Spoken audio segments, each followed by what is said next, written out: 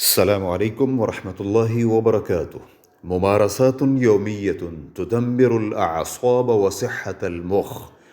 قلة النوم، التفكير المزعج المستمر، الإفراط في استخدام الشاشات، الانشغال بالتوافه ومتابعة المحتوى غير المفيد، الجلوس الطويل، متابعة الأخبار السلبية، المقارنة المستمرة بالآخرين، السلوكيات الخاطئة التي تولد الندم والقلق۔ ممارسات یومیت، روزمرہ کی وہ عادات، تدمر جو تباہ کر کے رکھ دیتی ہیں، الاعصاب اعصاب کو، وصحت المخ اور دماغ کی صحت کو، قلت النوم نیند کی کمی، الجلوس الطویل لمبی دیر تک بیٹھے رہنا، التفکیر المزعج پریشان کن سوچ،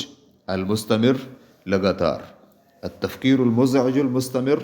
پریشان کن سوچوں میں مسلسل مبتلا رہنا، الانشغال مصروف ہونا، المستمر مسلسل، بالاخبار خبروں میں، السلبیہ منفی، الافراط حد سے بڑھ جانا، فی استخدام استعمال کرنے میں، الشاشات اسکرینز کو، المقارنۃ المستمرہ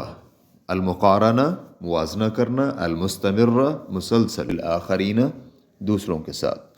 الانشغال مصروف رہنا، بالتفاہات فضول کاموں میں، ومتابعت اور لگے رہنا، المحتوی مواد میں، غیر المفید غیر مفید، السلوکیات رویے، الخاطئات غلط، التی وہ جو، تولدو پیدا کرتے ہیں، الندم پشیمانی، والقلق اور بے چینی۔